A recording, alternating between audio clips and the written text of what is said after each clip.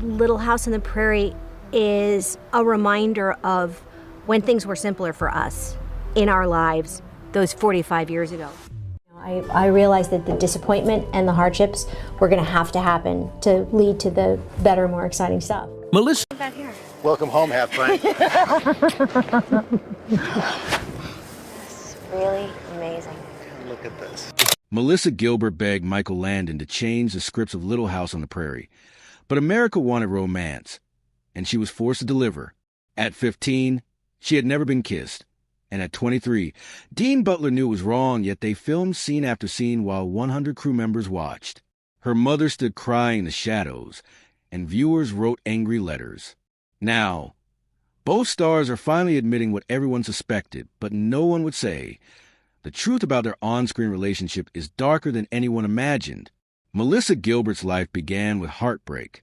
Before she even had a name, she was born on May 8, 1964, in Los Angeles. Her biological parents, Kathy Wood and David Darlington, were newly engaged and already had 3 kids each from past marriages. Just one day after her birth, they gave her up for adoption, saying they couldn't afford to raise a 7th child. Melissa never spent a single full night with them. She was adopted immediately by actor and comedian Paul Gilbert and his wife Barbara Crane, a dancer and actress. That instant separation stayed with her forever. Years later, in her book Prairie Tale, she confessed, "A large part of my life has been an illusion." Paul Gilbert wasn't just a father. He was her world. But that world fell apart on February 13th, 1976. Melissa was only 11 when she was told that her dad had died of a stroke. It made sense, as he had suffered one before, but the truth was far more painful. Paul Gilbert had died by suicide. For decades, no one told her he'd been a World War II fighter pilot who lived with constant, unbearable pain from injuries he had sustained. The Veterans Administration was caring for him, but even they couldn't help him cope. By the time Melissa found out the truth at age 44, it shattered her. She told Oprah she was barely functioning for weeks and ended up hiring a private investigator to learn what really happened. She needed answers. She needed to understand why the one person who saved her from being unwanted was suddenly gone, and no one had told her the truth. Even though she was adopted, Melissa had show business in her blood. Her adoptive mother, Barbara Crane, was the daughter of Harry Crane, the man who created the Honeymooners and helped reinvent the Dean Martin show with the idea of celebrity roasts. Harry had written for the Oscars, the Emmys, and even the Golden Globes. He was a giant in early television, and that legacy shaped the world Melissa would grow up in. Barbara, too, had her own career in entertainment. That meant Melissa was raised in a family where TV sets, scripts, and red carpets weren't out of reach. They were part of her daily life. That showbiz energy flowed through the entire family. In 1967, Paul and Barbara adopted another child, Jonathan Gilbert. A few years later, in 1975, Barbara had a daughter named Sarah with her new husband, attorney Harold Abelies. All 3 kids, Melissa, Jonathan, and Sarah, ended up becoming TV stars. Melissa didn't just fall into fame. She earned it. Before she turned 5, she was already doing commercials. One of the most famous came in 1977 when she starred in an Alpo dog food ad with Lorne Greene. Greene and Gilbert had natural chemistry, and the ad featured her gushing about her dog Fluffy winning a blue ribbon.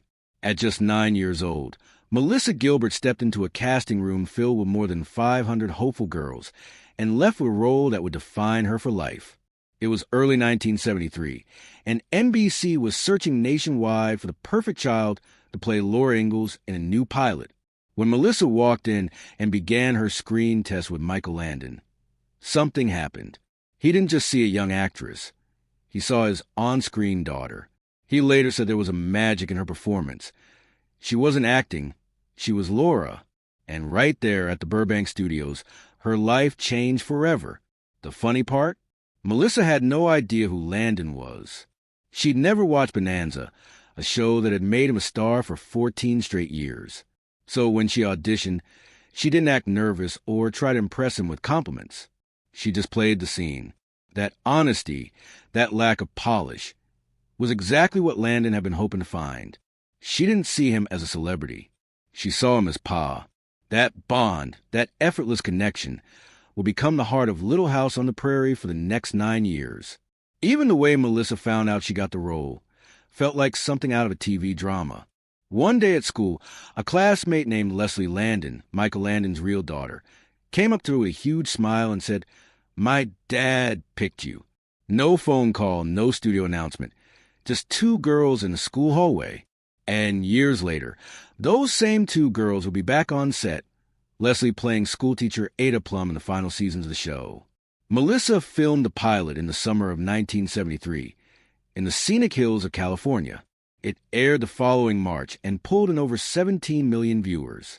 That was huge, but even after that success, she had to wait nearly a year to find out if the show would become a full series.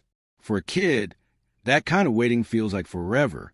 But by June 1974, filming began again, and Little House on the Prairie was officially born.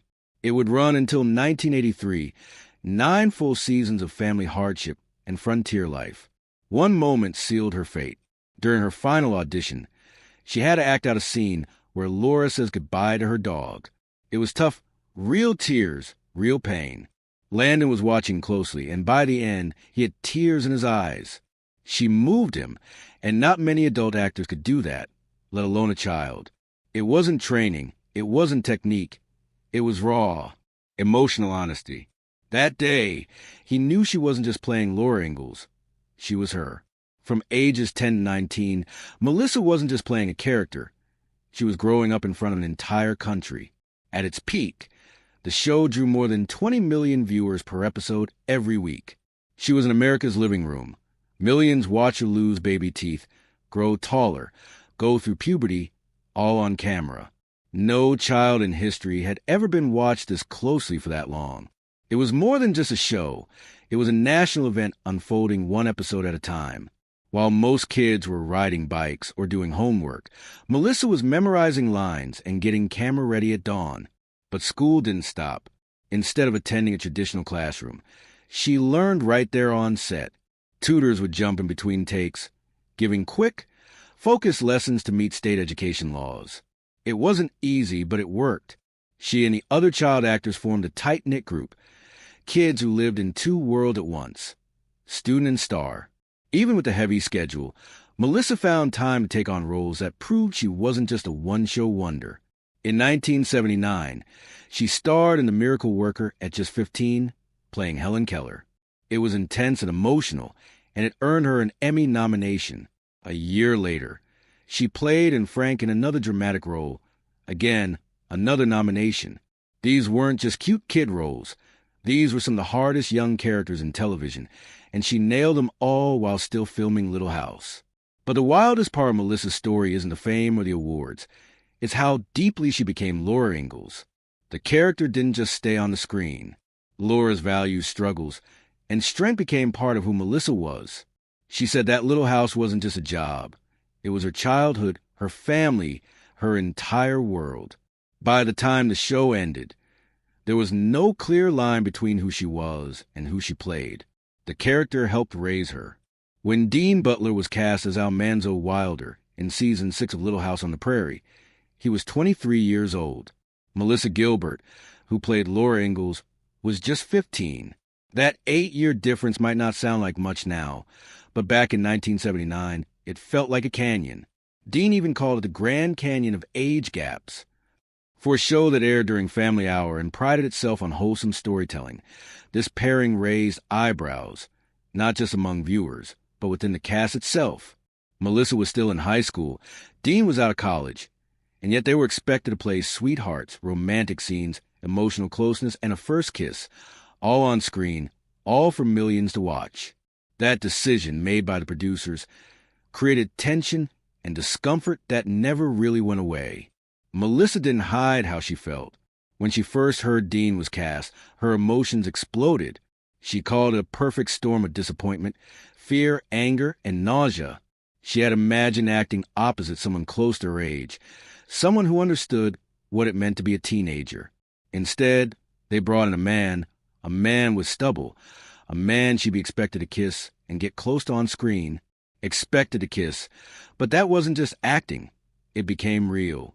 In the episode titled Sweet 16, Laura gets her first kiss, and so did Melissa. It wasn't just her first kiss on camera. It was her first kiss ever. No dates, no experience, nothing to prepare her for it. Just a film crew, bright lights, and nearly 100 people staring as the cameras rolled. Dean Butler knew it was awkward. He later admitted he was nervous, really nervous. She was just a little girl. He said, it was hard. He knew that in today's Hollywood, this kind of casting would never fly. It would be rejected instantly. But back then, it happened, and it became one of the most talked about moments in the show's history. What made it even harder was what happened off-screen. Melissa's mother, Barbara A. Blease, stood behind the cameras watching as her daughter leaned in for that kiss. Barbara broke down crying. This wasn't a proud moment. It was a painful one. Her little girl was growing up, not in private, but in front of the world on a set with a grown man for ratings. Dean remembered it clearly. He later wrote in his memoir Prairie Man that Barbara never liked the idea of him being cast. When the kiss happened, her disapproval turned to heartbreak. She couldn't bear seeing me kiss her daughter, he said. Melissa, meanwhile, was trying everything to avoid it. She begged Michael Landon, the show's creator, to change the scene. Can't it just be a hug? She'd ask, desperate to stay within her comfort zone. But the scripts kept coming, kiss after kiss, scene after scene, and every time she had to play the part, even when she felt sick, even when she had never felt love in real life, even when she was terrified. And viewers noticed. Some loved the romance. Others were horrified. One mother wrote to a newspaper demanding that the casting director be burned at the stake for pairing a teenage girl with a grown man. Dean Butler got letters, too. Some fans said watching those scenes made them feel uneasy, and they weren't wrong. A 1979 article predicted it would be the most difficult role of the season, not because of the lines, but because of the reality. Dean Butler may have the trickiest role of the 1979 to 80 TV season. It read, he has to convince viewers that it's okay for a grown man to fall in love with a pubescent girl. Despite the backlash, the episode was a massive hit. Sweet 16 topped the Nielsen ratings and was aired twice. In prime time that summer, it became iconic. Years later, TV Land would even give them an award for the most memorable kiss in television history. But what was the cost? A 15-year-old girl forced into adult emotions, a mother left crying in the shadows, an actor who felt deeply uncomfortable, and an industry that, at the time, put ratings above everything else. Dean later said, you just couldn't do it today. He's right. Times have changed, standards have changed, and thankfully, so has the way Hollywood treats young actors. But for Melissa Gilbert, that change came too late. Her childhood was shaped by a script she didn't write. Melissa Gilbert's life looked picture-perfect on TV, but behind the scenes, everything was falling apart. While millions watched her grow up as Laura Ingalls on Little House on the Prairie, Melissa was quietly slipping into addiction. It started in her teenage years and got worse fast. By the time she was an adult, she was drinking 2 full bottles of wine every night. That wasn't just casual drinking, it was survival, and it nearly killed her. One night, while she had a dinner guest over, she blacked out and passed out in her dog's bed. That was the moment she finally realized she couldn't keep living like this. But alcohol wasn't her only escape. She was also using cocaine. Fame had made her lonely, and the constant pressure being a child star never let up. The drugs numbed it all for a while, but the damage showed up in every corner of her life. Her relationships suffered. Her parenting suffered, and eventually her own son, in a heartbreaking moment, begged her to stop drinking. That plea hit her harder than anything else ever had. It was the wake-up call she couldn't ignore. She joined Alcoholics Anonymous the next day. The 12-step program became her lifeline. Sitting in those meetings, hearing others share their darkest stories, she finally felt less alone. She opened up in her 2009 memoir Prairie Tale, telling the truth about her addictions, failed relationships, and emotional wreckage left behind by a childhood spent under the spotlight. But the trauma didn't stop there. In the early 1990s, Melissa auditioned for a role in Oliver Stone's film The Doors. What happened next haunted her for years. According to Gilbert, Stone wanted revenge.